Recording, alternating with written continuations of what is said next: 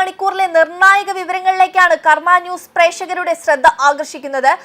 ജെയ്ഷെ മുഹമ്മദുമായി ബന്ധമുള്ള ഒരാൾ കൂടി അന്വേഷണ സംഘത്തിന്റെ പിടിയിലായിരിക്കുന്നു എന്നാണ് ഏറ്റവും ഒടുവിലായി വരുന്ന വിവരം.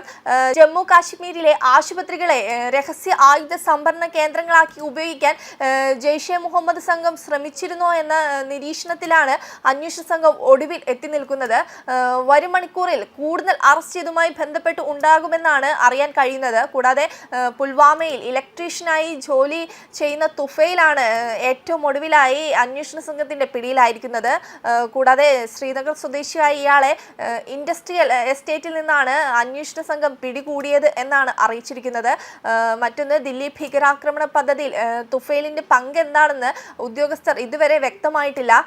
ഏതായാലും ഗൂഢാലോചനയിൽ ഇയാളുടെ പങ്കാളിത്തം സൂചിപ്പിക്കുന്ന തെളിവുകൾ അന്വേഷണ സംഘത്തിന് ലഭിച്ചതായി വിവരം പുറത്തുവിടുന്നുണ്ട്. കൂടാതെ ദില്ലി സ്ഫോടന കേസുമായി ബന്ധപ്പെട്ട് കുൽഗാമിലെ മുസഫർ അഹമ്മദ് റഥാറിനെതിരെ അറസ്റ്റ് വാറന്റ് പുറപ്പെടുവിപ്പിച്ചതിന് പിന്നാലെയാണ് ഇയാളെ അന്വേഷണ സംഘം കസ്റ്റഡിയിൽ എടുത്തിരിക്കുന്നത് എന്നത് ശ്രദ്ധേയമായ കാര്യമാണ്. കൂടാതെ പ്രതിയെന്ന് സംശയിക്കുന്ന ഗാസിഗുണ്ട സ്വദേശിയായ മുസഫർ ഓഗസ്റ്റിൽ ഇന്ത്യയിൽ നിന്ന് രക്ഷപ്പെട്ടതായും ഇപ്പോൾ അഫ്ഗാനിസ്ഥാനിൽ അഭയം തേടിയിരിക്കുന്നുവെന്നും ദേശീയ മാധ്യമങ്ങളടക്കം റിപ്പോർട്ട് ചെയ്യുന്നുണ്ട്.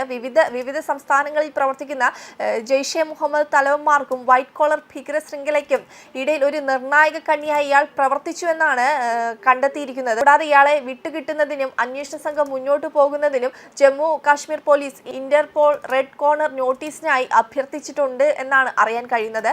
പ്രതികളായ മുസമ്മിൽ ഷക്കീൽ ഖാനായി, ആദിൽ അഹമ്മദ് റദാർ, ഷഹീൻ ഷാഹിദ്, മുസ്തി ഇർഫാൻ അഹമ്മദ് വഖായ് എന്നിവരെ നേരത്തെ ജമ്മു കാശ്മീർ പോലീസ് പിടികൂടിയിരുന്നു. ഇവരെ ശ്രീനഗറിലെ NIA കസ്റ്റഡിയിലേക്ക് മാറ്റിയിരിക്കുകയാണ്. കൂടാതെ കഴിഞ്ഞ ദിവസം വൈറ്റ് കോളർ ഭീകര സംഘം AK-47 വാങ്ങിയതായും അന്വേഷണ സംഘം കണ്ടെത്തിയിരുന്നു. അഫ്ഗാനിസ്ഥാനിൽ ഉണ്ടെന്ന് കരുതുന്ന മുസഫർ റത്താറിനെ വിട്ടുകിട്ടാൻ ജമ്മു കാശ്മീർ പോലീസ് നടപടികൾ തുടങ്ങിയിട്ടുണ്ട്. അൽഫലാഫ് സർവകലാശാലയ്ക്ക് സമീപത്തെ ദൗജിൽ പോലീസ് പരിശോധന കഴിഞ്ഞ ദിവസം നടത്തിയിരുന്നു. വൈറ്റ് കോളർ ഭീകര സംഘത്തിന് വൻതോതിൽ ഫണ്ട് ലഭിച്ചിരുന്നു എന്ന് വ്യക്തമാക്കുന്ന കണ്ടെത്തലുകളാണ് കഴിഞ്ഞ ദിവസങ്ങളിൽ പുറത്തു വന്നത്. ഫരീദാബാദിൽ നിന്ന് അറസ്റ്റിലായ മുസമ്മിൽ 5 ലക്ഷം രൂപയിലധികം വില വരുന്ന AK-47 തോക്ക് വാങ്ങിയിരുന്നു എന്നും അറിയാൻ കഴിയുന്നുണ്ട്. കൂടാതെ ജമ്മു കാശ്മീരിൽ നിന്ന് പിടിയിലായ ആദിൽ റത്താറിന്റെ ലോക്കറിലാണ് ഇത് സൂക്ഷിച്ചിരുന്നത്. കൂടാതെ എവിടെ നിന്നാണ് പണം വന്നു, ആരാണ് ആയുധം കൈമാറിയത് എന്നടക്കം NIA പോലീസും വിശദമായി അന്വേഷണം ആരംഭിച്ചിട്ടുണ്ട്.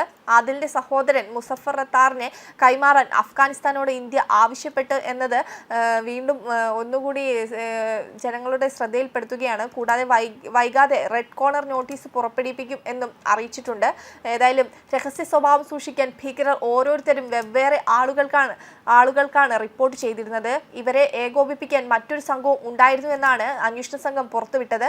സ്ഫോടക വസ്തുക്കൾ വിവിധ നഗരങ്ങളിൽ എത്തിയ ശേഷം ഒരുമിച്ച് ആക്രമണം നടത്താനായിരുന്നു ഇവർ പദ്ധതിയിട്ടിരുന്നത്. ഇതിനിടെ അൽഫലാഫ് സർവകലാശാലയ്ക്ക് അടുത്തുള്ള ദൗജിലെ മാർക്കറ്റിൽ ഹരിയാന പോലീസ് വിശദമായ പരിശോധന നടത്തുകയും ചെയ്തിരുന്നു. ഭീകരർ എവിടെയെല്ലാം വന്നു, എന്തെല്ലാം ഇടപാടുകൾ നടത്തിയെന്ന് അറിയാനായിരുന്നു പരിശോധന നടത്തിയത്. വെബ് ഡെസ്ക് കർമ്മ ന്യൂസ്.